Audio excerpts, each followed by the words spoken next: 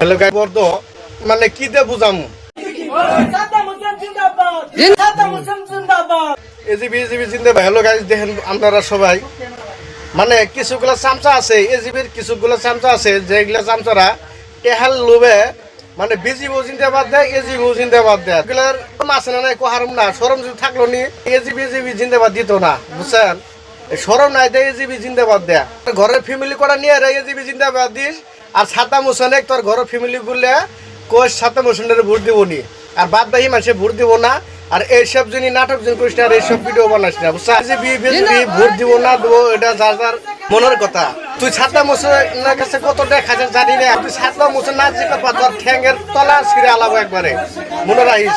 সাদ্দাম হোসেনের কাছে কত দেখা যাস, ইলেকশনের পরে হিসাব দিব, হিসাব না দেওয়ার বার কিন্তু তোর অবস্থা কেরাসিন করে আলাবো। সাদ্দাম হোসেন জিন্দাবাদ দাস না, সাদ্দাম হোসেন জিন্দাবাদ দেওয়া তোর বাই করাবো ইলেকশনের পরে।